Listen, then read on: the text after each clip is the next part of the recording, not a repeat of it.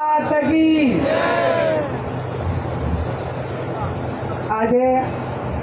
આ થરાદ મુકામે લોકસભાની ચૂંટણીના પરિણામ પછી અભિવાદનનો કાર્યક્રમ અને આપ સૌનો આભાર માનવા માટે કરીને આપ સૌને આમંત્રિત થરાદ તાલુકા કોંગ્રેસ સમિતિ આયોજિત કર્યા છે। ત્યારે આ કાર્યક્રમમાં આપણી વચ્ચે ઉપસ્થિત જિલ્લા કોંગ્રેસ સમિતિના પ્રમુખ આદરણીય ભરતસિંહજી વાઘેલા, ચોટણના માજી ધારાસભ્ય પદ્મારામજી, થરાદના માજી ધારાસભ્ય ભાઈ શ્રી ગુલાબજીભાઈ, સાતા સરપંચ તેજદાનજી, સરપંચ શ્રી ભાઈ શ્રી આંબાભાઈ, ભીખાભાઈ, પ્રધાનભાઈ, ગીતાબેન, રામજીભાઈ, બાપુ, તુલસીભાઈ, કોંગ્રેસ પાર્ટીના ભાઈ શ્રી મોગીલાલભાઈ, કોંગ્રેસ પાર્ટીના સૌ વરિષ્ઠ આગેવાનો, વડીલો, યુવાન ભાઈઓ અને બહેનો, સૌ પ્રથમ તો આંબાભાઈ જ્યારે મારા બાબલા અશોકના લગ્ન કર્યા અને હું અબાસના મામેરું જમાડવા ગઈ એ દિવસે માથા ગોળો ઉપાડ્યો હતો અને બીજો આજે આ થરાદ મુકામે તમને બધાને માતર ખવડાવવા માટે આવી અને ગોળો માથા ઉપાડી અને એક આપણી સંસ્કૃતિની જે પરંપરા છે એ જાળવી રાખી વાયદો આપ્યો હતો કે મામેરાની માતર ખવડાવવા માટે આવીશ અને મામેરાની માતર ખવડાવવાની શરૂઆત પણ સમગ્ર બનાસકાંઠામાં આ થરાદ તાલુકાથી પાછી કરી। આજે આખા જિલ્લાનો અભિવાદન કાર્યક્રમની તારીખો લેવા આવે છે, પણ સંસદનું સત્ર 24 તારીખે ચાલુ થવાનું છે અને આખો જિલ્લો અલગ અલગ આગેવાનો મળવા આવે એટલે ભાભરે રહેવું પડે ને ત્યાં પ્રદેશ સમિતિમાં પણ સન્માન હતું અને આપ સૌનો ખૂબ પ્રેમ સ્નેહ અને લાગણી આપણા અનેક આગેવાનોએ ખૂબ વિસ્તારથી વાત કરી। આ ચૂંટણી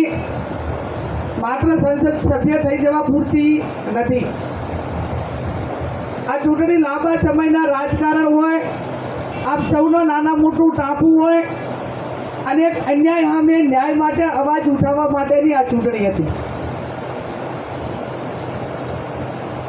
આપણા આગેવાનો તમારા વચ્ચે ચૂંટણી દરમિયાન પહોંચાણા ના પહોંચાણા, તમે જાતે બધા ઉમેદવાર હતા અને ગૌરવવંતો ઇતિહાસ એ બનાસકાંઠા જિલ્લાએ સ્થાપિત કર્યો।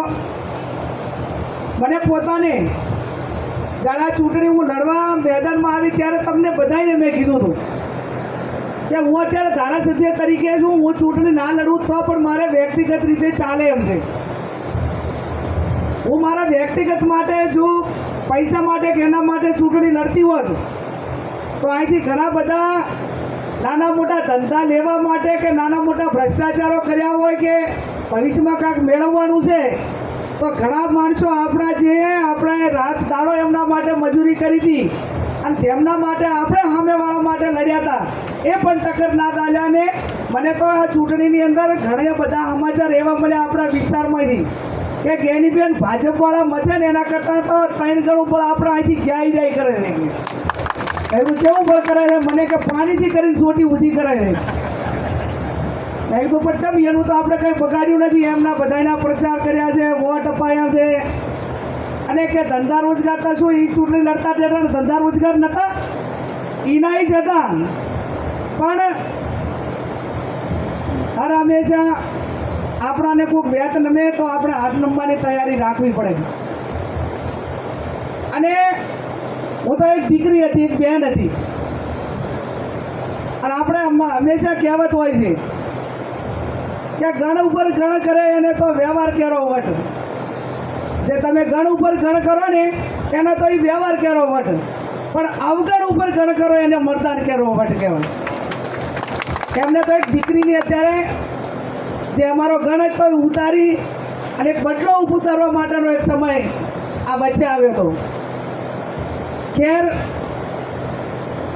પરિવાર મોટો હોય અને મને ચૂંટણી લડતી હતી ને રાજીનામા પડતા હતા ને આ બધા તાયફા થતા હતા ને પાણીથી સોટી બળ કરતા હતા એટલે એને થોડુંક એવું દુઃખ લાગતું હતું કે જેના માટે મારો સમાજ હોમાઈ ગયો, હું હોમાઈ ગઈ, કોંગ્રેસ પાર્ટી હોમાઈ ગઈ, કદાચ જમીન સંજોગે પક્ષ પલટો કરવો પડે, પણ જેની પરાકાષ્ઠ વટાવવાની હોય પરાકાષ્ઠ ન વટાવી હોત તો ક્યાંક અમને એમ લાગોત કે અમે ભૂતકાળની અંદર એમના માટે હોમાઈ ગયા ને તો હદ નથી વટાવી એટલો મને રાજીપો પણ રોત. પણ હું અભિનંદન આપું છું બનાસકાંઠાની જનતાને અને તમને બધાને કે તમે જે વટ રાખ્યો છે અને તમે જે કામ કર્યું છે એ બધા તૂટીને પડ્યા હતા અને અહીંથી દાઉદ એટલે દાતાર્યા પણ કોઈ વગર ઊભું ના રહેવાનું અને સમગ્ર ગુજરાતની અંદર તિરંગો રહેનારો તો બનાસકાંઠાની જનતાએ તમે બધી રહ્યો છો. હવે એમને થતું હોય કે આવું ના કર્યું હોત તો સારું એમ એટલે કે હરાઈ જ નાખો, હું લડું છું એમ કે મારી આબરૂ થાય છે. અરે આપણા મતદારો આગેવાનો એમ કે તમારી ત્યાં 52 ગેટની ધજા તમે લડતા તાર તો હાલ્યા હતા ને હવે લડશો તારે આપશું. આ લડે એને નહીં આ બનાસકાંઠા તો કાંઈ લેવા દેવા નથી. અત્યારે તમારી આબરૂ ચાલે અને તમે લડો એટલે અમે ભૂતકાળમાં હતા ને ભવિષ્યમાં રહેશું. આવા બધાને જવાબ આપવા પડ્યા કે ના આપવા પડ્યા? અને આ તો કે અમારી આબરૂ થાય છે પણ ચાલે ચૂંટણી રેખાબેન લડે, અહીં આપણે ત્યાં પાટણમાંથી આવીને લડે અને અહીં આપણે બનાસકાંઠાવાળા કે અમારી આબરૂ થાય છે પણ તમારે ચાલી જાય આબરૂ એમ તમારે શું સંબંધ છે, શું આબરૂ થાય છે? પણ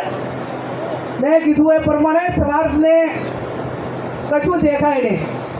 એમ આપણા જેટલા પણ ગુજરાતની અંદર કોંગ્રેસના આગેવાનો ગયા એ બધા જ્યાં ગયા ત્યાં ક્યાંક થોડા ઘણા પ્રમાણમાં ક્યાંક ફાવટ પડ્યો છે પણ એ પૈકીનો ફાવટ બનાસકાંઠાની જનતાએ નથી પડવા દીધો. બનાસકાંઠાની જનતાનો કોંગ્રેસ પાર્ટી અને અમે બધા ખૂબ ખૂબ હૃદયપૂર્વક આભાર માનીએ.